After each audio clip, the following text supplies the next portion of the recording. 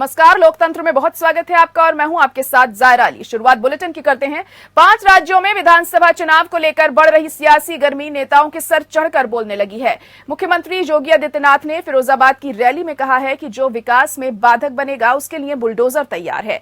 वहीं तेलंगाना के एक बीजेपी विधायक टी राजा सिंह का कथित वीडियो सामने आया, जिसमें उन्होंने कहा कि योगी जी ने हजारों जेसीबी और बुलडोजरों का ऑर्डर दिया है। जो उनका समर्थन नहीं करेंगे उन्हें राज्य छोड़ना पड़ेगा। वहीं समाजवादी पार्टी भी बार बार गर्मी वाले बयान को लेकर गर्मी निकालने की बात करती है। बहाने बीजेपी पर हमला बोलने से वो भी बाज नहीं आ रही है। तो पंजाब में भी मुख्यमंत्री चरणजीत सिंह चन्नी भी यूपी बिहार वालों को लेकर एक विवादित बयान देकर घिर गए हैं। तो तीसरे और चौथे चरण के प्रचार के लिए पार्टियों के तमाम दिग्गज मैदान में उतरे हुए हैं। एक दूसरे पर वार पलटवार करने में कोई कसर नहीं छोड़ी जा रही है। आपको बता दें कि आज रविदास जयंती के मौके पर दलितों को लुभाने के लिए भी इन दिग्गजों ने कोई कसर नहीं छोड़ी है। प्रधानमंत्री नरेंद्र मोदी भी आज दिल्ली में मंदिर में पहुंचे थे। वहां पर उन्होंने जिस तरीके से मंजीरा बजाया और कहीं ना कहीं कहा जा सकता है उनका यही जो अंदाज है लोगों को आकर्षित करता है। और एक बार फिर उन्होंने तीसरे चरण के प्रचार के तौर पर इसको देखा भी जा रहा है कि क्योंकि अब उत्तर प्रदेश में तीसरे चरण का प्रचार 20 तारीख को होना है।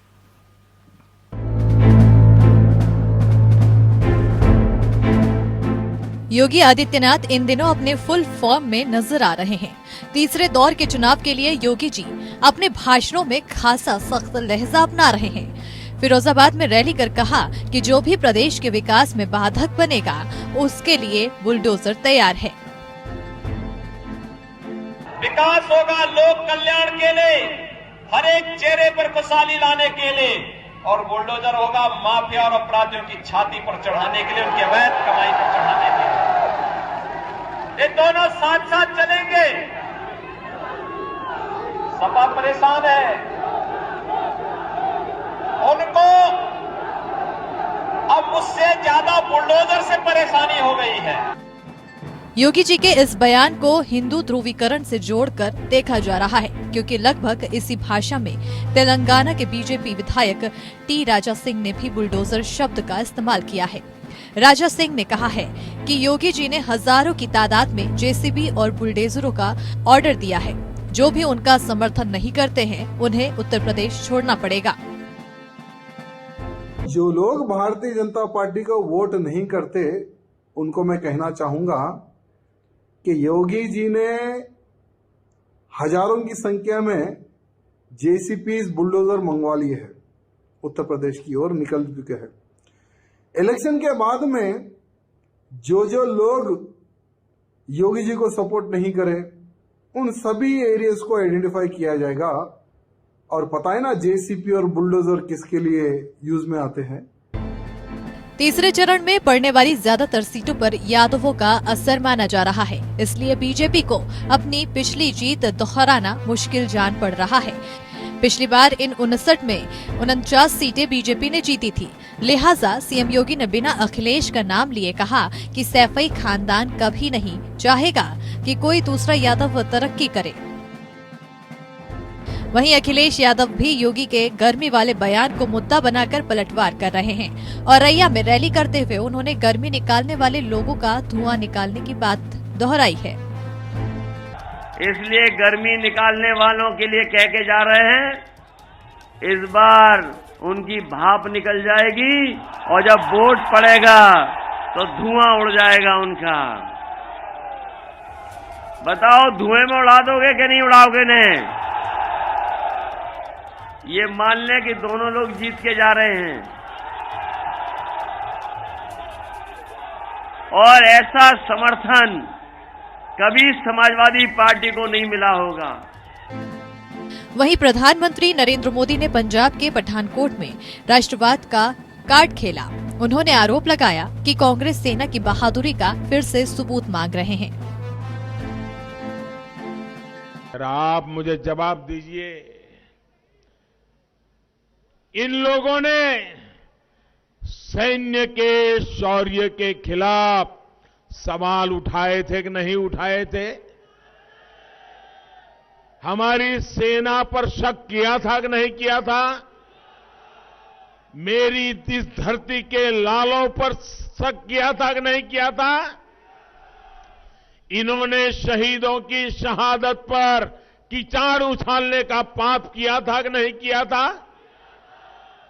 और आप देखिए पुलवामा के हमले की बरसी पर भी ये कांग्रेस के लोग अपनी पाप लीला को बंद नहीं कर पाए, बाज नहीं आ रहे हैं। दरअसल तेलंगाना के मुख्यमंत्री के चंद्रशेखर राव ने हाल ही में कहा था कि सर्जिकल स्ट्राइक का सबूत मांगने में हर्ज क्या है और सेना की बहादुरी को बीजेपी क्यों भुनाने की कोशिश कर रही है। केसीआर ने असम के बीजेपी सरकार के मुख्यमंत्री हिमंता बिस्वा शर्मा के राहुल गांधी पर अभद्र टिप्पणी पर भी नाराजगी जाहिर की। बिपिन रावत था हमारा उत्तराखंड की गौरव था, देश का गौरव था। उनका नेतृत्व में भारत ने पाकिस्तान में सर्जिकल स्ट्राइक किया। राहुल गांधी क्या बोला? भाई प्रूफ दो, प्रमाण दो। अरे भाई आप कौन सा पिता का बेटा है? कभी हमने प्रूफ मांगा हो क्या? कभी प्रूफ मांगा हो क्या? क्या आप सचमुच राजीव गांधी का बेटा है कि नहीं? मैंने कभी प्रूफ मांगा हूँ क्या आपसे? There is nothing wrong with Mr. Rahul Gandhi on asking for the proof of surgical strike. What was wrong? Even now I am asking. Come on, let the government of India show. It is the responsibility. There are apprehensions among the people. BJP makes mispropaganda, false propaganda. That is why people are asking for a proof. वहीं पंजाब के मुख्यमंत्री चरणजीत सिंह चन्नी ने UP Bihar वालों को लेकर तंज कसा। कांग्रेस महासचिव प्रियंका गांधी की मौजूदगी में उनके इस बयान को बीजेपी यूपी चुनाव में जमकर भुना रही है।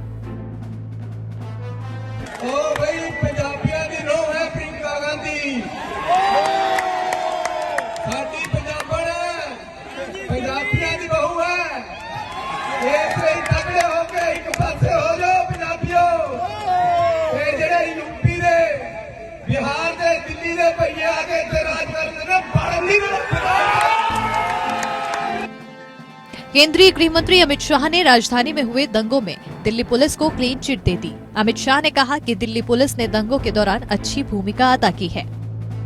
आज मैं फिर से एक बार कहना चाहता हूं कि कोरोना के अंदर जो काम दिल्ली पुलिस ने किया वो काम शायद ही किसी पुलिस दल ने किया होगा। देश भर के पुलिस के जवानों ने इसी में से प्रेरणा ली है और इसके साथ साथ उसी कालखंड में कई ऐसी वारदातें होने की संभावना थी जिसको आपने आतंकवादी वारदातों को भी बहुत मुस्तैदी के साथ होने से पहले रोका है और इसके कारण आज हम सुरक्षित महसूस कर रहे हैं। दिल्ली दंगों के दौरान पुलिस की भूमिका को लेकर लगातार सवाल उठाए जाने के बावजूद गृह मंत्री की तारीफ को चुनाव के दौरान हिंदू ध्रुवीकरण से जोड़कर देखा जा रहा है।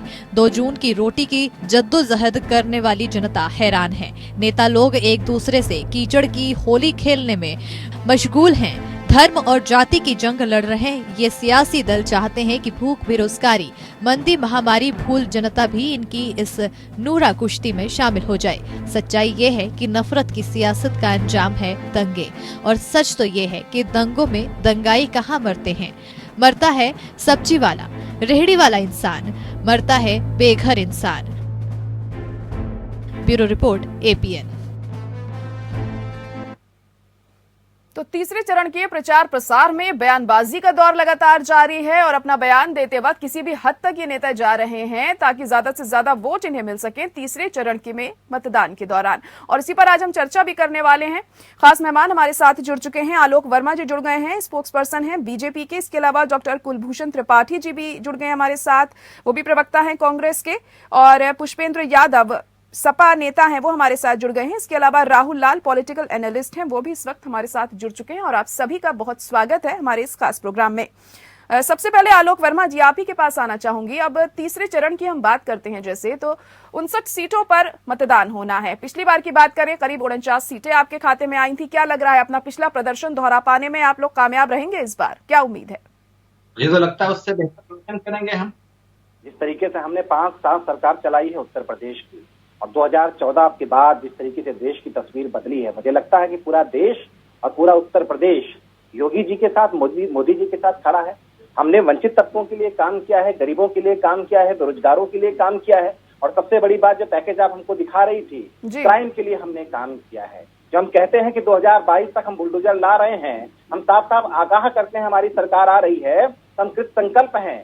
जो अपराध थोड़े बहुत रह गए, जहां पर हम पे सवाल उठते थे, खड़े होते थे, हमने अपराधियों को शरण कभी नहीं दी। हमने जिस तरीके से पहले की सरकारों में हुआ करता था कि हमारा पिछली सरकारों के मंत्री जो है गुंडों और जो दंगाई थे उनके साथ खड़े रहते थे। मुजफ्फरनगर आपको अच्छी तरीके से याद होगा, मथुरा अच्छी तरीके से आपको याद होगा किस तरीके से 32 लोग वहां खून डाले गए और किस तरीके से उनको सत्ता संरक्षण मिलता था। 2017 से पहले जो सरकारें होती थी, किस तरीके से सत्ता और सदनों में जो क्राइम और करप्शन का खेल खेला जाता था, वो आप भूली नहीं होंगी।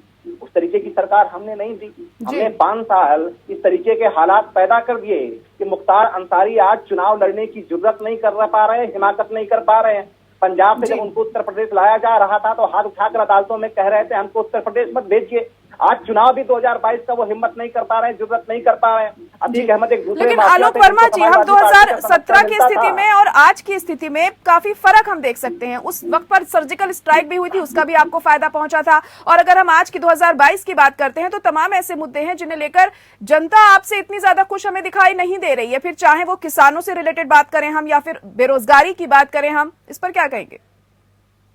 देखिए, मुझे लगता है कि जो हमारे विरोधी हैं हर बार कुछ परसेप्शन बनाते हैं। मुझे याद है 2017 में भी परसेप्शन बनाया गया था, 2019 में भी परसेप्शन बनाया गया था। 2017 में 2 लड़कों की जोड़ी उत्तर प्रदेश के चुनाव में उतरी थी और जब चुनाव नतीजे आए तो कुल मिला के 403 सीटों में 54 सीटें 2 लड़कों के जोड़ी को मिला। तो हमारा तो कुछ नहीं बिगड़ा, 2 दिल टूट गए। उसके बाद अखिलेश यादव जी मायावती जी के पास गए, बुआ बबुआ की जोड़ी बड़ी। नतीजा क्या आया? नतीजा आया कुल मिला के 15 सीटें। हमारा कुछ नहीं बिगड़ा, 2 दिल फिर टूट गए। अब 2022 का इलेक्शन है, 10 मार्च को नतीजा आ जाएगा, हमारा कुछ नहीं बिगड़ेगा, बहुत सारे दिल टूट जाएंगे, कई दिल टूट जाएंगे। तो मुझे लगता है थोड़ा सा इंतजार कर लीजिए। जो हमने शानदार काम किया है, चाहे बेरोजगारी के क्षेत्र में अगर आप आंकड़ा गिनना चाहें तो आंकड़ा भी लेकर के मैं बैठता हूँ। जी जी, चलिए ठीक है आलोक जी, अब देखते हैं किसका दिल टूटता है और कौन खुश होता है और कौन खुशी के साथ इस बार होली मनाता है। पुष्पेंद्र यादव जी, आपके पास आऊंगी, आपको क्या लग रहा है, क्योंकि इस बार करहल सीट से भी बड़ा तगड़ा मुकाबला हमें देखने को मिल रहा है, और क्या उम्मीदें इस बार समाजवादी पार्टी को है, क्योंकि जिन 59 सीटों पर इस बार मतदान होना है बहुत महत्वपूर्ण मानी जा रही है ये सीटें, और कहा जा रहा है इन सीटों पर ही जो सबसे ज्यादा अहम किरदार निभाएगा और सबसे ज्यादा जीत हासिल करेगा वही सत्ता पाएगा। क्या लग रहा है पुष्पेंद्र यादव जी? पुष्पेंद्र जी, सुन पा रहे हैं आप मुझे?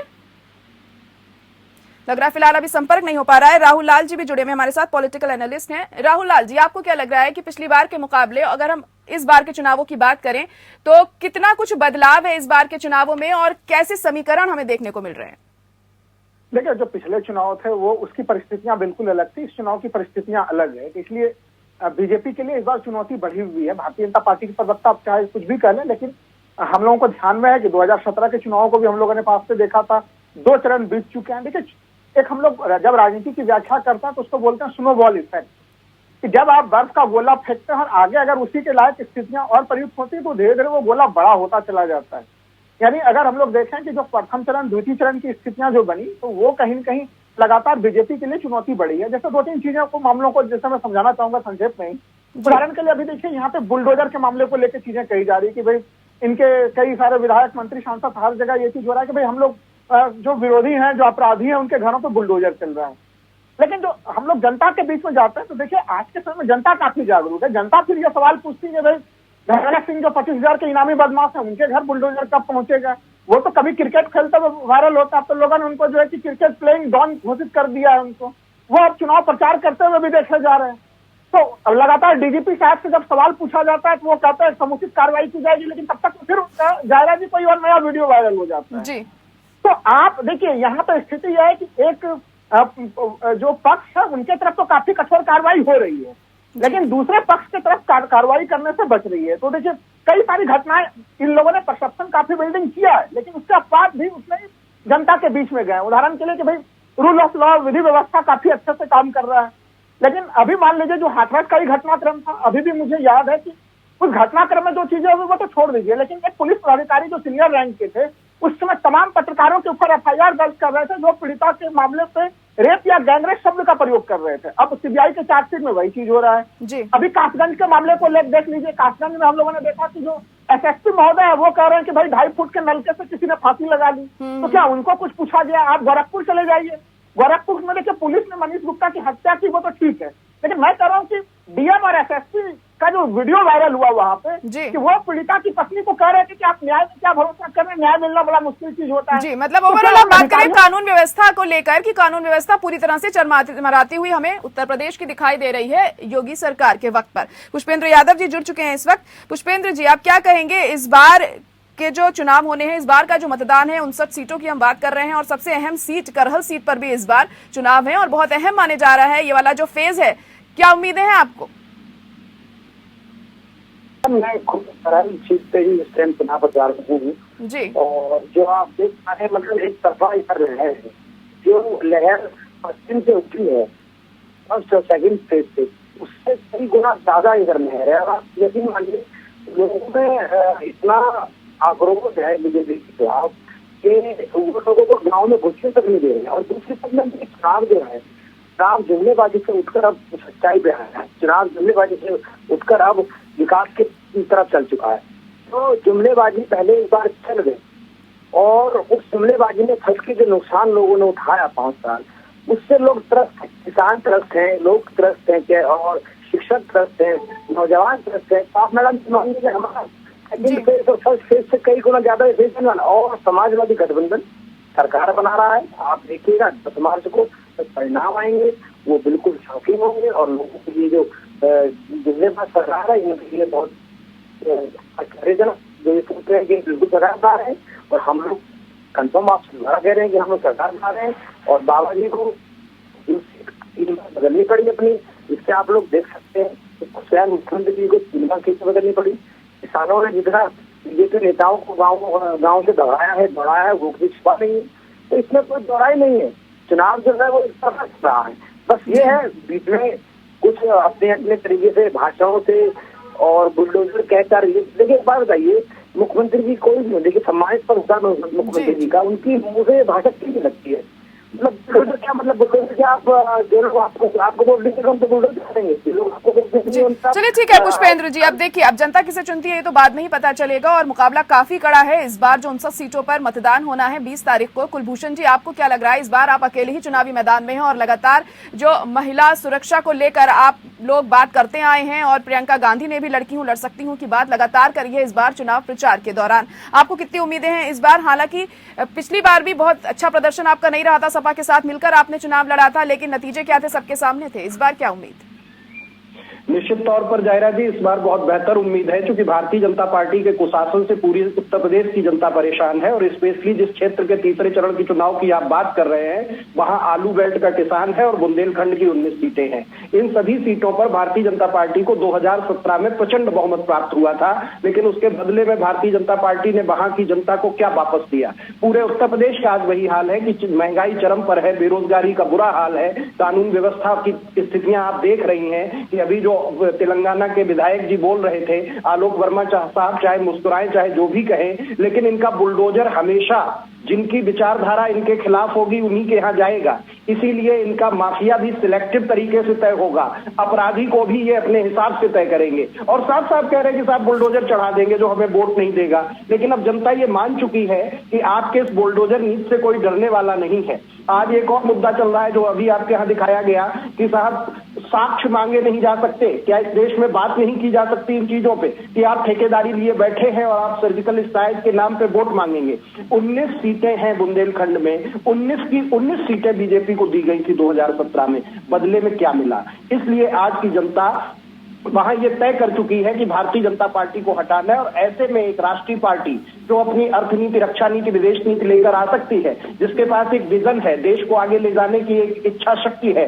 2014 में हंगर इंडेक्स में हम कहां पर थे और 2020-21 में हमें कहां लाके छोड़ा गया है। ऐसी स्थितियों को देखते हुए एक सरकार जो अवतारी पुरुष के रूप में प्रधानमंत्री जी को सामने रखा जाता है हर बात के लिए, धन्यवाद मोदी जी, लेकिन चाहे वो नोटबंदी हो, चाहे वो जीएसटी हो, चाहे कोरोना की महामारी हो, जनता को जो बुरे दिन देखने पड़े हैं अच्छे दिन के नाम पर, उनसे जनता आज पूरी तरह से भारतीय जनता पार्टी से मोहभंग कर चुकी है और उसे कांग्रेस में एक उम्मीद दिखाई देती है। जी, आप ये कह रहे थे, आप लोगों के ऊपर बीजेपी को लेकर कह रहे थे, आपने प्रचंड जीत तो हासिल की थी बुंदेलखंड की 19 सीटों पर, मगर आपने काम कुछ नहीं किया है, इस वजह से नतीजे इस बार के उलट ही आने वाले हैं। ठीक बात है जायरा, ब्रेक पे जाने से पहले डॉक्टर साहब फनी बातें कर रहे थे, इसलिए मुस्कुराहट चेहरे पर आ गई। अरे आप साहब पता नहीं बड़ी बड़ी बातें कैसे कर लेते हैं और किस मुंह से कर लेते हैं। 32 साल हो गए उत्तर प्रदेश के लोगों ने आपके ऊपर भरोसा नहीं किया। आपके हालात तो ऐसे हो गए हैं कि राहुल गांधी जी को भी अपना गढ़ छोड़ करके यहाँ से जाना पड़ा। अब प्रियंका गांधी जी आई हैं कांग्रेस को संभालने के लिए, जरा वेट कर लीजिए, इंतजार कर लीजिए, 10 मार्च को नतीजा आ जाएगा। और नतीजा क्या आएगा वो तो आपकी जो आप अभी पोस्टर की बात कर रहे थे और शायद जायरा जी आप कर रही थी, पोस्टर में 4 लड़कियां थी, लड़की हूँ लड़ सकती हूँ, 3 लड़कियों ने इन पर एतबार नहीं किया, वो हमारे साथ चली आई हैं। जी। अब आप समझ सकते हैं कितने शानदार तरीके से कांग्रेस के साथी चुनाव लड़ रहे हैं। हमने क्या काम किया है क्या नहीं किया है कि आप अच्छी तरीके से जानना चाहते ही नहीं है, क्योंकि आप एक चश्मा लगा करके आए हैं। लेकिन जो भारतीय जनता पार्टी के काम को देख रहा है, लगातार परिवर्तन देख रहा है, उत्तर प्रदेश की सियासत में किस तरीके से चीजें चेंज हुई हैं। आप परसेप्शन की बात नहीं है कि हमने क्राइम पे परसेप्शन बनाया है, हकीकत में हालात बदले हैं। तो आप कह रहे हैं कि आपने कानून व्यवस्था बेहतर की है। आलोक जी, दूसरे नंबर पर है। आलोक जी, लखीमपुर कांड को लेकर आप लोगों पर तमाम सवाल उठते थे और आप यही जवाब देते थे कि आशीष मिश्रा अब सलाखों के पीछे हैं, लेकिन जैसे ही पहले चरण का चुनाव हुआ उनकी जमानत हो गई। ऐसा क्यों हुआ? ये तो समझ में नहीं आई बात कुछ की, मतलब जैसे चुनाव शुरू हुए और जमानत हो गई। मुझे लगता है जी कि कोई सत्ता चलाने के लिए, कोई सिस्टम चलाने के लिए कई फोरम काम करते हैं। आप भी अपने मीडिया के साथी हैं, अपने तरीके से फ्री हैं, अदालतें अपना निर्णय करने के लिए फ्री हैं, जो खाकी है, जो वर्दी है, अपना काम करने के लिए फ्री है। मुझे तो वो तो ठीक है, सभी फ्री है अपना काम करने के लिए। अब आप एक सवाल करें तो मेरी पूरी बात सुन लीजिए। कहिए। तो मुझे लगता है तो फिर आपको बीच में सवाल करना चाहिए। आपको मथुरा भी याद होगा, मथुरा में 29 लोग मारे गए थे, जमीन के लिए मारे गए थे। जवाहर बाग कांड हुआ था, उसी नाम से फेमस हुआ था। उसके पीछे कौन लोग थे? क्या 2 चाचा के बीच की लड़ाई नहीं थी उसके पीछे? कभी किसी की गिरफ्तारी हुई? मुझे लगता है कि भारतीय जनता पार्टी के जो 5 साल बीते हैं उसमें कोई कितना भी बड़ा हो, उस पर किसी एजेंसी की, किसी संस्था का हमने हाथ नहीं रोका, हाथ नहीं थामा। सब अपने अपने तरीके से काम करते हैं, अदालतें भी अपने तरीके से। चलिए ठीक है, सब अपने तरीके से काम करते हैं, लेकिन सवाल इसमें उठते हैं क्योंकि टाइमिंग के ऊपर सवाल उठते हैं। बढ़ावा नहीं देते, ठीक है, किसी भी अपराधी को शरण नहीं देते, सत्ता संरक्षण हमारी सरकार में नहीं मिलता। और शायद जो परिवर्तन उत्तर प्रदेश में आप चलिए ठीक है, कुलभूषण जी काफी देर से कुछ कहना चाह रहे हैं, कुलभूषण जी कहना चाह रहे हैं अपनी बात बहुत देर। जायरा जी जो इतना अच्छा भाषण आलोक वर्मा साहब दे रहे हैं, मैं इनसे पूछना चाहता हूँ कि प्रोसिक्यूशन अगर जो अच्छा काम करता कभी भी जमानत नहीं मिलती, प्रोसिक्यूशन इसलिए काम नहीं ठीक से करेगा क्योंकि गृह राज्य मंत्री उनके पिताजी जो कि खुद उकसाने के आरोपी थे और वो अभी तक बैठे हुए हैं कुर्सी पर, इसलिए एक एक करके बात करिए। प्रश्न रख रहा हूँ जायरा जी, एक प्रश्न रख रहा हूँ। बुंदेलखंड विकास बोर्ड का गठन किया था 2019 में आपकी सरकार ने, आलोक वर्मा साहब से प्रश्न दे रहा, और उस 2019 में गठित किए गए मीटिंगें हुई और उनमें क्या विजन लेके सामने आए हैं, जरा उत्तर दे दे। अरे आप देखना, फिर वही मैं एक बात कहूंगा कि आप एक चश्मा लगा के आए हैं। कांग्रेसियों को तो 32 साल में नहीं दिख रहा है कि कुछ परिवर्तन आ रहा है कि नहीं, लेकिन जनता को दिख रहा है कि कांग्रेस क्या कर रही है। आप बुंदेलखंड विकास बोर्ड के बारे में बता दीजिए कि आपने क्या किया। बुंदेलखंड की बात करते हैं, मुझे तो बुंदेलखंड विकास बोर्ड आपकी सरकार ने बनाया था या नहीं? चश्मा लगा, जो प्रश्न पूछा उसको उत्तर दे दीजिए, बाकी भाषण 50 देते रहेंगे। मतलब ये नहीं कि आपको सुनना गवारा नहीं होना चाहिए, सुन लीजिए। नहीं, कुलभूषण जी उन्हें अपनी बात रख लेने दीजिए, उन्हें अपनी बात पूरी कर लेने दीजिए। बात कर रहा हूँ मैं पूर्वांचल की बात नहीं कर रहा हूँ, सुन लीजिए पहले। बुंदेलखंड में क्या परिवर्तन आया आप भी अच्छी तरीके से जानते हैं। 19 मार्च 2017 के पहले बुंदेलखंड में केवल दोहन होता था, नदियों का दोहन होता था, आप अच्छी तरीके से जानते हैं उत्तर प्रदेश। अभी आपका आईपीएस वहीं का फरार है, आज तक ढूंढ नहीं पाए हैं। दोहन वाले ही मामले में था, खनन का ही मामला था, आप आईपीएस को आज तक खोज पाए? आप कानून व्यवस्था की बात करते हैं, टीवी पे बैठ के भाषण देना ठीक तब होता है जब उसके पीछे कोई सच्चाई दिखाई दे। आप उस आईपीएस को आज तक ढूंढ पाए? चलिए ठीक है कुलभूषण जी, लेकिन सवाल तो ये भी है ना कि आपकी चलिए उन्होंने कुछ नहीं करा, मैं मान रही हूँ, चलिए बीजेपी ने कुछ नहीं करा, लेकिन कांग्रेस ने क्या करा है ये आप बताइए। कांग्रेस का कितना अच्छा जनाधार है। चलिए आलोक वर्मा जी, ठीक है, अपनी बात रख दी आपने, मेरी बात कुलभूषण जी का जवाब दीजिए मेरी बात का कि कांग्रेस ने कितना जनाधार है उत्तर प्रदेश में? आपने पिछली बार कितनी सीटें जीती थी और अब क्या उम्मीद की जा रही है? क्योंकि अभी तक तो जनाधार है कुछ खास कांग्रेस का हमें उत्तर प्रदेश में देखने को अभी तक तो नहीं मिला है। इसको आप 2019 से पहले और 2019 के बाद की स्थितियों के देखेंगे जायरा जी। 2019 में जब से आदरणीय प्रियंका जी ने उत्तर प्रदेश की कमान संभाली है, क्योंकि उत्तर प्रदेश में कांग्रेस का संगठन कमजोर हुआ था और यहाँ पर क्षेत्रीय दलों की राजनीति के चलते कांग्रेस हाशिए पे गई थी। 2019 से आदरणीय प्रियंका जी के नेतृत्व में जब से संगठन का कार्य शुरू हुआ, 6 चरणों का हमारा प्रशिक्षण हुआ, प्रतिज्ञाओं को लेकर हम प्रतिज्ञा यात्रा के रूप में और आदरणीय प्रियंका जी के नेतृत्व में पूरा संगठन खड़ा करके आए हैं सामने, और उसका परिणाम आप 10 मार्च को देखेंगे। जनता जुड़ रही है, महिलाएं साइलेंट वोटर के रूप में वोट कर रही है, सर्वाधिक महिलाओं को टिकट हमने दिया है, सबसे ज्यादा दलितों को टिकट हमने दिया है। क्या लग रहा है कौन से ऐसे अहम मुद्दे रहेंगे जो फायदेमंद आपके लिए साबित होंगे कुलभूषण जी? जी क्या जायरा जी? कौन से ऐसे अहम मुद्दे होंगे, कौन सी ऐसी चीजें हैं जो प्रियंका गांधी ने इस बार उठाई हैं जो आपको फायदा पहुंच सकता है जिनसे?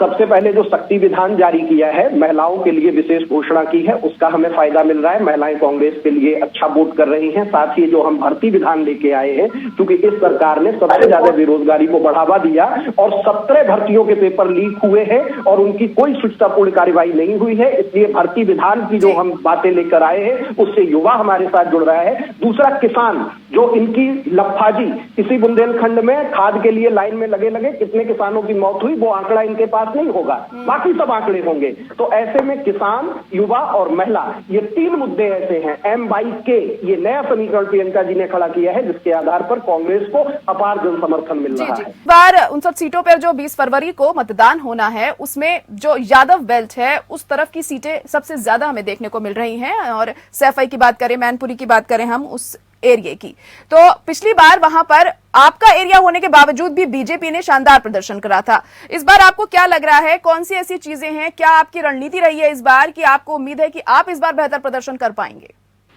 देखिए मैम, ऐसा है पिछली बार मैं ये बात कुछ भी नहीं है कि हर जगह बीजेपी ने वोट मिला, लेकिन ये बात कुछ भी नहीं है कि उनकी वोटों पर बीजेपी ने काम नहीं किया। जो उनका मैनिफेस्टो था उसको देखते हुए आप अगर देखेंगे तो 80% मैनिफेस्टो में उनका हुआ नहीं है। दूसरी बात मैम, बात ये है कि इस बार जुमलेबाजी की बात है वो चलने नहीं जा रही है। जो अखिलेश यादव जी ने वादा किया है 320 देने का, जो अखिलेश जी ने वादा किया है कि 30 लाख से कम की गाड़ियों को दे देगा, उसका जो अखिलेश जी ने वादा किया है जितनी पुरानी पेंशन थी वापस ली जाएंगी, और जो शिक्षक भर्ती में जो कैंसिल हुई है, कैंसिल हो रही है, पेपर कैंसिल हो रही है, एक बार भी कोई सी परीक्षा ऐसी नहीं है जिस बार संपूर्ण हो पाई हो, पेपर लीक कर करके जो स्टूडेंटों का नुकसान हुआ है उसके भरपाई लोग नहीं कर पाएंगे। लेकिन माननीय प्रजापति जी ने बोल दिया है जैसे ही हमारी सरकार बनेगी बेरोजगारों को रोजगार 10 लाख नौकरी पहले कैबिनेट में पास होंगे, बिजली के लिए हमने फ्री बोल दिया है, और जितनी हमारी पुरानी पेंशन थी वो सब लागू कर दी जाएंगी, और उनमें सब में कुछ ना कुछ प्रोग्रेस कर गई उन सबको लागू किया जाएगा। और दूसरी बात, जो विकास का पहिया रुक गया था, जैसे कि आपने देखा पूर्वांचल एक्सप्रेस में चालू हम लोगों ने किया, उद्घाटन नहीं करने पहुंच गए, पब्लिक को बताए। उसी प्रकार से हम लोगों के जो आगे के प्रोजेक्ट हैं वो आप देखेंगे कि सरकार बनने के बाद जो पहिया दोबारा विकास का चलेगा, जो पब्लिक है उस पर वोट करेगी। पब्लिक वोट करेगी इस बात पर कि हम लोगों को जो ये कोविड में जो फेल हुए हैं, जो गंगा में लाशें पड़ी हैं और लाशों मिलने के बाद भी ये बोल दिया गया कि गंगा में कोई लाशें नहीं है, चलिए ठीक है, ऑक्सीजन ना मिलने भी ये बोल दिया गया कि ऑक्सीजन मिलती हुई है। इन सबको देखते हुए पब्लिक वोट करेगी। जी, चलिए इस चीजों को देखकर पब्लिक वोट करेगी, देखना होगा कितना ज्यादा वोट आपके खाते में इस बार जाता है। राहुल लाल जी, क्या लग रहा है इस बार का जो 3rd फेज का चुनाव है, सबसे खास मुद्दे इन इलाकों में कौन से हमें देखने को मिल रहे हैं, कौन कौन सी चीजें जनता के जहन में रही होंगी जब वो जाएगी अपने मत का इस्तेमाल करने के लिए? क्या लग रहा है खासतौर से अभी तीसरे चरण की हम बात करें तो? मैं जनता के मुद्दे भी और पॉलिटिकल पार्टी क्या मुद्दे लेके जा रही है दोनों को मैं बता रहा हूँ। देखिए, जनता के तो मूलभूत मुद्दे सीधे सीधे जो है कि वो महंगाई का मामला है, वो बेरोजगारी का मामला है, क्योंकि देखिए जो गृहिणियां हैं वो किस तरह से अभी किचन चला रही हैं, तो ये कुछ उनके सामने एक बड़ा मामला है। लेकिन अब जो अलग अलग राजनीतिक दलों की जो पूरी रणनीति है वहां पे, देखिए भारतीय जनता पार्टी के पास जो सबसे बड़ी रणनीति वो लेकर चल रही है वहां पे कि इन्होंने एक तरह से अलग अलग योजनाओं के माध्यम से जो लाभार्थियों का पूरा एक समूह जो लग रहा है बीजेपी को, कि पूरा एक समूह जो तैयार हुआ है वो कहीं न कहीं हमारे पक्ष में जा सकते हैं। जैसे भारी मात्रा में 14-15 करोड़ जो राशन वितरण चल रहा है लगातार, उतने लोगों को जो राशन दिया जा रहा है, या दूसरे अन्य योजनाओं के लाभार्थियों को जोड़ के, तो बीजेपी कहीं न कहीं उसका प्रचार प्रसार वो कर रही है और वो उस चीज को लेकर चल रही है। लेकिन कहीं न कहीं जो विपक्ष का आधार यहाँ पे चल रहा है, जैसे उदाहरण के लिए कि जब पिछले वो सत्र में जब पेगासस का मामला काफी उस कारण से सत्र नहीं चल पाया था, तब उस समय भारतीय जनता पार्टी जो है कि ओबीसी से संबंधित एक संविधान संशोधन उन्होंने पारित कराया था और उसमें कहा गया था कि राज्यों को एक तरह से ओबीसी के मामले में लेकर आरक्षण के अधिकार दिए जाएंगे। लेकिन तभी से विपक्ष ने मांग करना शुरू कर दिया कि भाई ओबीसी जनगणना होनी चाहिए, और भारतीय जनता पार्टी 2018 तक ओबीसी जनगणना के लिए तैयार होती थी, बाद में उन्होंने यू टर्न ले लिया। तो एक तरह से यहाँ पे पूरा मामला ये चीज, और उसको काफी अच्छा हद तक नीचे में पहुंचाया भी गया है कि भाई क्योंकि जब मामला आरक्षण का आप घोषित करते हैं, तो जब वो मामला सुप्रीम कोर्ट या हाई कोर्ट में जाता है तो वहां पे आंकड़े मांगे जाते हैं। आंकड़े अगर आपको देना है तो फिर आप जनगणना करने से क्यों बच रहे हैं? तो क्या ये सरकार जो इनके तरफ से हो रहा है कि क्या ओबीसी विरोधी सरकार है या क्या स्थितियां हैं, तो वो उस तरह की चीजों को लेकर वहां पे विपक्ष उस मैदान में है वहां पे। दूसरी चीज की देखिए, जब अगर ये चीज देखें, इस पूरे सेक्शन को अगर हम लोग देख रहे हैं तो खेती किसानी का मसला यहाँ पे भी है, केवल दूसरे चरण तक नहीं पहुंचा है। जी जी जाहिर जी, देखिए ये जरूर जो है कि भारतीय जनता पार्टी आलोक वर्मा जी कह रहे हैं कि भाई स्वतंत्र न्यायपालिका है, न्यायपालिका अपना काम अपने ढंग से करती है। लेकिन जो किसानों के बीच में जो संदेश जा रहा है, जो उनके बीच में संदेश है, वो संदेश इसी रूप में है कि भाई प्रथम चरण के समय में वो छूट रहे हैं। अभी देखिए कल द्वितीय चरण, परसों द्वितीय चरण समाप्त हुआ, तो फिर उसके बाद उनकी कल रिहाई हुई उनकी। तो इससे कहीं न कहीं जो किसानों का मामला, विशेषकर लखीमपुर खीरी को लेकर जो आक्रोश एक तरह से ठंडा पड़ गया था, उसमें उबाल भी आया है। और चुनाव के आखिरी समय में ये मामला भी अंततः काफी गर्म रहने वाला है, क्योंकि देखिए जनता की तरफ से जो सवाल है वो ये है कि चलिए हाईकोर्ट ने अगर इस प्रकार की स्थितियां भी जमानत दी, तो क्या केंद्र सरकार इसको सुप्रीम कोर्ट में जाना चाह रही है उस जमानत के विरुद्ध? क्योंकि देखिए जब इस प्रकार के केसेस होते हैं तो वो केस जो है कि बनाम स्टेट होता है, तो क्या स्टेट इसके अगेंस्ट जाएगी आगे? तो ये सब तमाम मामले हैं। तो इसलिए अलग अलग दलों के मामले अलग अलग हैं और जनता के अपने मुद्दे जाहिर है जी बिल्कुल वो उन मुद्दों के साथ जुड़ी हुई जो उनके रोजी रोटी से जुड़े हुए मूलभूत मुद्दे हैं। जी जी जी बिल्कुल। आलोक वर्मा जी क्या जवाब देंगे इस पर? जैसे कि राहुल लाल जी ने ये बात कही है कि भले ही हर चीज जो कोई भी एजेंसी होती है वो अपने हिसाब से ही काम करती है, जैसे कि आपने भी बताया अभी, लेकिन जनता के बीच में जो छवि जाती है, एक वो जो प्रेजेंट होता है जनता के सामने, वो अलग चीज होती है और उसका नुकसान क्या लग रहा है आपको उठाना नहीं पड़ेगा आने वाले इस फेज में? जायरा जी, ये पब्लिक है, सब जानती है किस तरीके से भारतीय जनता पार्टी ने उत्तर प्रदेश की हकीकत बदली है, जनता सब जानती है। लेकिन उससे पहले समाजवादी पार्टी के साथियों का साथी जो आपने सवाल किया था उसका जवाब मैं जरा दे दूं। आपने पूछा था क्या रहेगा 2022 की तस्वीर क्या है। 2022 की तस्वीर तो वो दिखा ही रहे हैं, बहुत बेहतर तरीके से दिखा रहे हैं। जात जमात की बात करते हैं, अपराधियों को शरण देते हैं। मुख्तार अंसारी के भाई को समाजवादी पार्टी के मुखिया ने अपने दफ्तर में शामिल किया, क्या संदेश देना चाहते थे? मुख्तार अंसारी जेल में बंद हैं और जिनके साथ गठबंधन किया वो गए जेल में मिलने मुख्तार अंसारी से। ऐसी कौन सी जरूरत पड़ गई थी मुख्तार अंसारी को? तो सब पूरी दुनिया देख रही है, हकीकत देख रही है। कैराना में जो नफरत फैलाता था उसको आप कंधे पर बैठाते हैं।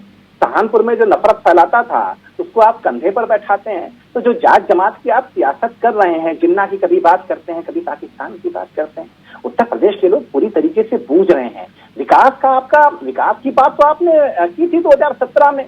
काम बोलता है, कांग्रेस के साथ गठबंधन बनाया था और काम जो बोल रहा था आपका पिछले 5 सालों में, उस समय 2012 से लेकर 2017 तक, 17 के बीच में, वो सबने देखा, उत्तर प्रदेश के लोगों ने देखा और उसका नतीजा भी निकल करके सामने आया। 403 सीटों में 54 सीटें, दोनों जो लड़के थे, दोनों लड़कों को 54 सीटें मिली। तो आपके पास तो जुर्रत भी नहीं है, हिमाकत भी नहीं है। काम तेरे वादे पर जिए हम, तो ये जान झूठ जाना कि खुशी से मर न जाते जो एतबार होता। तो सब जानते हैं कि समाजवादी पार्टी की सियासत क्या है। विकास की चिंता आपको है नहीं जी। आपको अपराधियों की चिंता है। आप जो है सत्ता पाना इसलिए चाहते हैं क्योंकि आप करप्शन करना चाहते हैं। चलिए ठीक है, पुष्पेंद्र जी से जवाब ले लेते हैं। पुष्पेंद्र जी, लगातार आप लोगों के ऊपर यही बीजेपी आरोप लगाती है कि आप लोग गुंडागर्दी करते हैं। बिल्कुल, जवाब ले लेते हैं आलोक जी। आपके ऊपर यही अब बार बार आरोप लगते हैं कि आप लोग गुंडागर्दी करते हैं, दंगागिरी करती हैं, माफिया राज चलता है आपके राज में। इससे पहले नरेंद्र मोदी ने भी ये तमाम बातें कही थी समाजवादी पार्टी को लेकर, और लगातार इस तरह के आरोप आप पर लगते रहते हैं। इस पर क्या कहेंगे?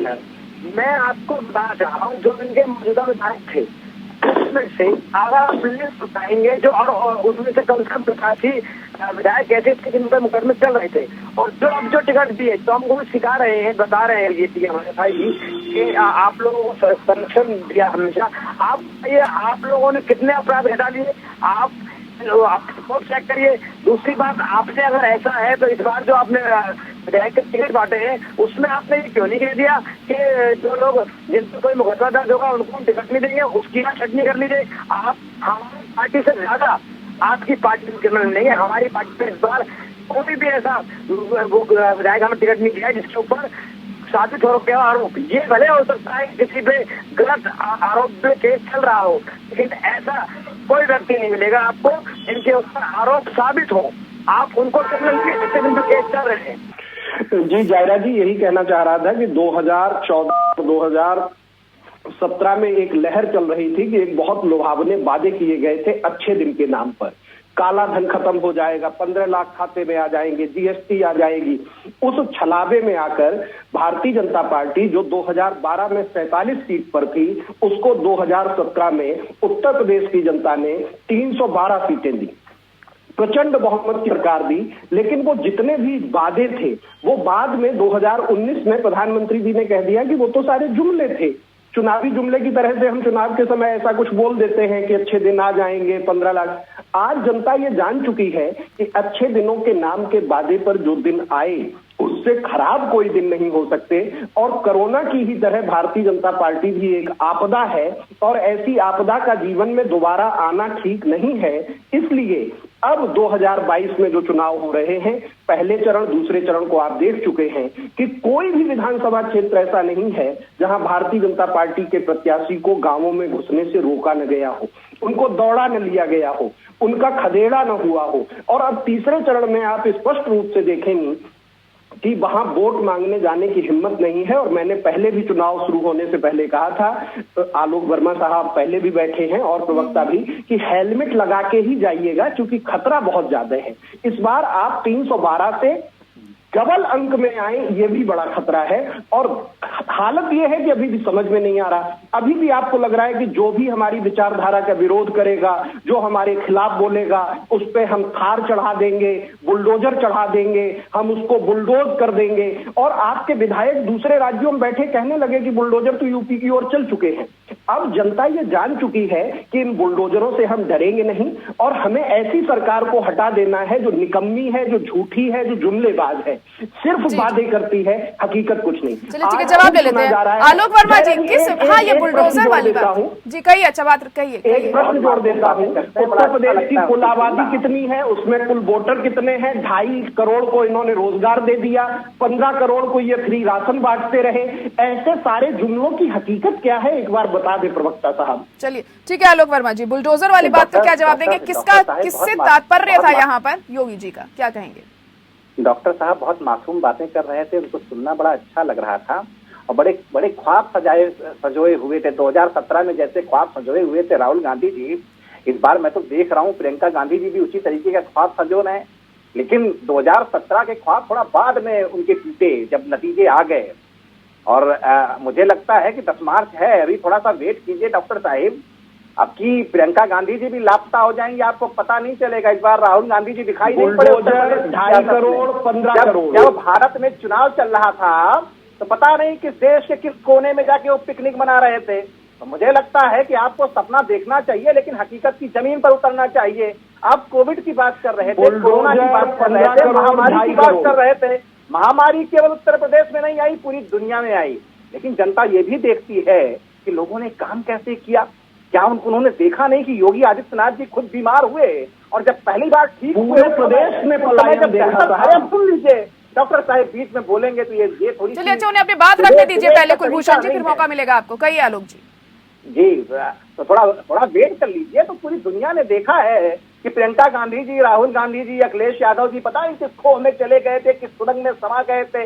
अब जब कोविड हमने पूरी तरीके से काबू किया, पूरी क्षमता के साथ, तब जाकर के वो उत्तर प्रदेश की सियासत में दिखाई पड़े और बड़ी बड़ी बातें आप करते हैं।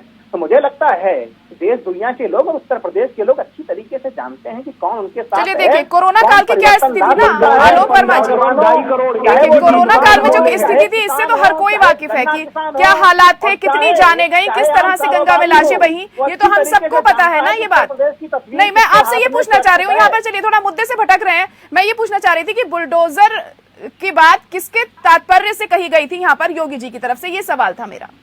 बुलडोजर साफ साफ बात है, हमारी शानदार सरकार, हमने 5 साल काम किया और जिन लोगों ने अवैध तरीके से संपत्ति बनाई, अवैध जमीनें खरीदी और कहीं गगनचुंबी इमारतें खड़ी कर ली, तो उनको हमने गिराने का काम किया। तो मुझे लगता है कि 2022 में जब आपकी सरकार आएगी, एक बार फिर से भारतीय जनता पार्टी की सरकार आएगी, तो उत्तर प्रदेश में जो थोड़े बहुत आपराधिक तत्व बचे रह गए हैं, एक बार फिर से हथौड़े पाल रहे हैं कि समाजवादी पार्टी की सरकार आ जाए तो एक बार फिर से उनके लिए रास्ता खुल जाए। उनका रास्ता खुलने वाला नहीं है, उनका सपना पूरा होने वाला नहीं है। चलिए ठीक है, हमारे तैयार हैं। 2022 में जो थोड़े बहुत बच गए थे, जो अवैध जायदाद जिन्होंने बना ली थी, अवैध संपत्ति इकट्ठा कर ली थी, तो मुझे लगता है कि उत्तर प्रदेश में अब कोई अपराधी रह नहीं पाएगा, क्योंकि उत्तर प्रदेश की तस्वीर अगर बदलनी है, अगर हम पहले दर्जे पर उत्तर प्रदेश को लाना चाहते हैं, ये मंसूबा हम पालते हैं, अगर हम ईज ऑफ डूइंग बिजनेस में आज दूसरे नंबर पर हैं, कारोबार की सरलता में, कारोबार की आसानी में दूसरे नंबर पर, कारोबारियों चलिए ठीक है, राहुल लाल जी के पास आना चाहूंगी मैं। चलिए ठीक है, राहुल लाल जी कुछ कहना चाह रहे हैं यहाँ पर। चलिए ठीक है, आलोक जी आपकी बात हो गई पूरी, राहुल लाल जी कहिए। ठीक है, आलोक जी सही कह रहे हैं कि चलिए Uttar Pradesh ease of doing business में नंबर 2 पे आया, लेकिन साथ ही साथ इसको भी ध्यान देना पड़ेगा कि जब लगातार उत्तर प्रदेश सरकार तमाम दावे कर रही है कि हमने स्वास्थ्य सुविधाओं के तमाम इंफ्रास्ट्रक्चर बड़े बड़े बनाए हैं यहाँ पे, तो उसके बावजूद भी स्वास्थ्य इंफ्रास्ट्रक्चर के मामले में नीति आयोग की रिपोर्ट में उत्तर प्रदेश सबसे नीचे आ जाता है, गरीबी के मामले में एक तरह से तीसरे नंबर पे आ जाता है। तो ये तमाम पक्ष हैं।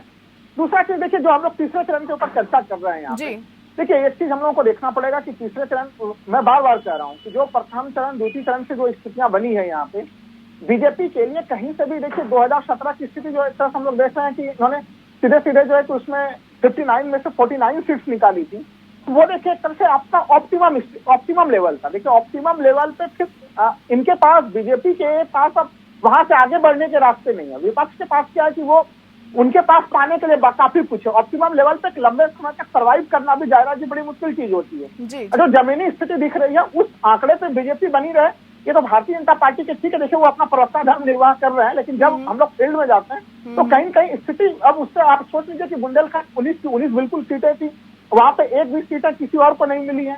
तो तमाम, या दूसरे सेक्टर में भी आप देख लीजिए तो वो स्थितियां कहीं कहीं इस बार चुनौती इनके लिए काफी बड़ी है। उदाहरण के लिए जैसे मैंने आपको बोला था कि जो लाभार्थियों का समूह वाला चीज है कि जिसको लेकर बीजेपी काफी आश्वस्त हुई है, लेकिन मैं कह रहा हूँ उज्ज्वला योजना उसी में आप जोड़ लीजिए, उज्ज्वला योजना ने इनको काफी ज्यादा 2019 के लोकसभा चुनाव में भी लाभ पहुंचाया है।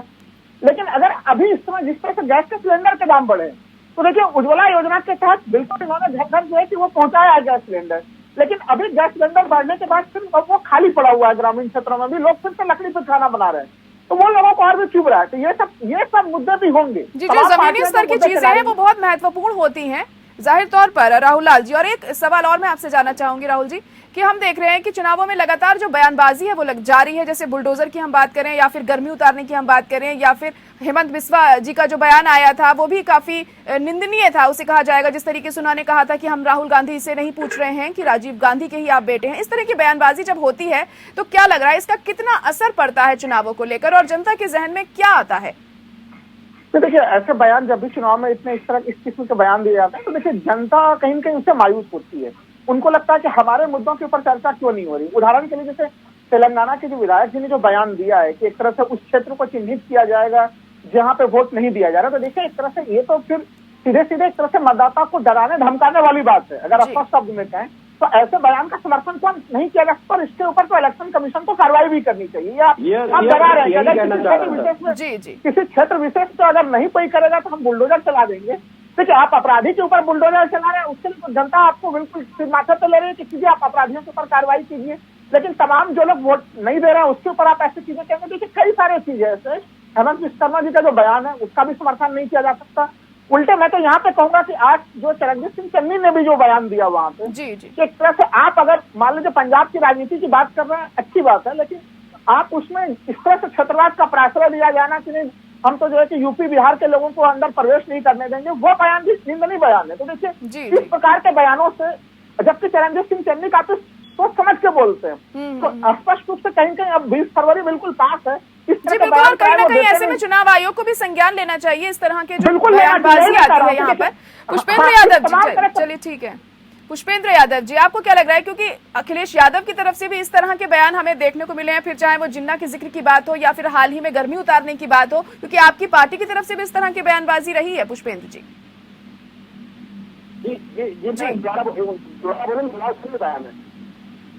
जी, पुष्पेंद्र जी, मैं ये जानना चाह रही हूँ कि जो बयानबाजी होती है अखिलेश यादव की तरफ से भी कई बार कही गई है, फिर चाहे जिन्ना के जिक्र की बात हो या फिर गर्मी उतारने वाली बात हो, भले ही वो पलटवार यहाँ पर कर रहे हैं, लेकिन उन्होंने इस तरह का बयान दिया तो है, और ऐसे में जनता के जहन में कहीं ना कहीं जो ध्रुवीकरण की एक राजनीति है वो भी जन्म लेती है। ऐसा है, जो पहले जो कहा गया सर्दी और गर्मी की बात शुरुआत कहाँ थी, ये आप सोचिए। पहली बात के मुख्यमंत्री के मुंह से ये बात इसलिए लगती है, और हमने उसमें सिर्फ इतना कहा, जब उन्होंने उस चीज को कहा तो उसका पलटवार हमारा देना हमारा जरूरी है। ऐसा ना रहे कि हम सुन कर, लेकिन हमने अपनी जो भाषा चली है उसको ठीक लगा, हमने खरीदी है, मतलब सिर्फ इतना जरूर कहा कि गर्मी वाली बात उन पर ऊपर पड़ रही है, और इतना ही बोला। जैसे आपने देखा होगा अभी एक सभा हुई थी जहाँ पर भीड़ न पहुंचने के बाद अपनी पार्टी को धमका रहे थे, गई तो बोला जाए जमीन गलती गर्मी उतर गई। पहली बात तो ये हम लोगों का, आपने देखो हम लोगों के राष्ट्रीय अध्यक्ष का ये स्वभाव ही नहीं है कि वो गलत टिप्पणी करें या फिर गलत आपने उनका कोई ऐसा बयानबाजी देखी हो। बहुत कम ऐसा रियल केस में कहता नहीं कभी जो मेरे यहाँ ना हो, बाकी उन्होंने कभी भी ऐसा नहीं किया। और वहीं आप समाजवादी पार्टी की को छोड़कर लीडिंग तक जाएंगे आप देखेंगे हर नेता के पास एक नया बेहतर बयान मिलेगा, इससे जरूर होता है। तो मैडम देखिए इन चीजों से बयानबाजी पे देखिए आप जनता बहुत समझदार है, पहले की तरह जनता नहीं है कि आप घर से जनता इंसान निकला और रास्ते में कोई से मिल गया तो उसने कहा कि वोट यहाँ नहीं यहाँ डाल दो। अब जनता को यहाँ वोट देनी होती है, वो एक दिन पहले से ही उनका माइंड सेट होता है कि मुझे कल वोट कहाँ डालना है। उसमें बीच में कोई डोमिनेशन वाला आदमी मिले, उसमें कोई हिंदू मुस्लिम वाला मिले, बीच में उसमें कोई भी इंसान मिले, जहाँ उनको वोट डालनी है वहाँ डालनी है, और जनता का मन तय है, उसमें कोई दुविधा नहीं है। जी बिल्कुल, जनता का मन कहा ये तो वही जानती है, और देखना होगा 10 मार्च को आखिर क्या नतीजे आते हैं। कुलभूषण जी, आप भी अपनी बात रखना चाह रहे थे, रख सकते हैं, समय की कमी है मेरे पास। मैं यही जायरा जी कहना चाह रहा था कि जो अभी मुद्दा उठाया राहुल जी ने कि इलेक्शन कमीशन को एक बार सोचना चाहिए कि बुलडोजर के आधार पे आप उत्तर प्रदेश में वोट लेना चाह रहे हैं। बुलडोजर आशीष मिश्रा के यहाँ नहीं गया, टेनी मिश्रा के यहाँ नहीं गया। अभी जो आलोक जी बोल रहे थे, मैं पूछना चाहता हूँ, धनंजय सिंह क्रिकेट खेल रहे थे, वहां बुलडोजर नहीं गया, ब्रजेश सिंह के यहाँ बुलडोजर नहीं गया, सोनू सिंह मोनू सिंह के यहाँ बुलडोजर नहीं गया। मैं नाम लेकर बता रहा हूँ क्योंकि भारतीय जनता पार्टी ने यही काम किया है जो 5 साल में जनता ने देखा है कि वादे अलग हैं, हकीकत अलग है। उसी तरह से जैसे आंकड़े अलग होते हैं, तथ्य अलग होते हैं, डाटा इनके बहुत अच्छे हैं, फैक्ट इनके बहुत खराब हैं, और इसी के चलते जनता इनका सब जान चुकी है। और 2022 में उत्तर प्रदेश से और 2024 में देश से भारतीय जनता पार्टी को। चलिए ठीक है, जल्दी से आलोक जी जवाब दे दीजिए, समय कम है, जल्दी से। थोड़ा सा इंतजार कर लीजिए, 10 मार्च बहुत दूर नहीं है। एक बार भारतीय जनता पार्टी फिर से बुलंद तरीके से उत्तर प्रदेश की सियासत में आने जा रही है। एक बार फिर से योगी आदित्यनाथ जी मुख्यमंत्री बनने जा रहे हैं। मुझे लगता है बहुत ज्यादा राहुल गांधी जी और प्रियंका गांधी जी के ऊपर एतबार आप मत कीजिएगा, बहुत ज्यादा रास्ता वो आपके लिए छोड़ेंगे नहीं, और अगली बार तो प्रियंका गांधी जी भी उत्तर प्रदेश की सियासत से बाहर जाने वाली है, तो आपके पास ना राहुल गांधी जी रह जाएंगे, भविष्यवाणी छोड़ के अपनी हकीकत सुधार लीजिए आलोक जी, तो लगता है कि आपकी 3 लड़कियां जो है हमारे साथ आ गई, आप भी हमारे साथ आ जाइए, स्वागत है आपका। चलिए ठीक है, आप सभी का बहुत शुक्रिया हमारे साथ जुड़ने के लिए हमारी इस खास पेशकश में। तो तीसरे चरण को लेकर क्या कुछ अहम रणनीति इन तमाम पार्टियों की थी, हमने आपको दिखाया हमारे इस खास कार्यक्रम लोकतंत्र में, और मुझे दीजिए इजाजत, नमस्कार।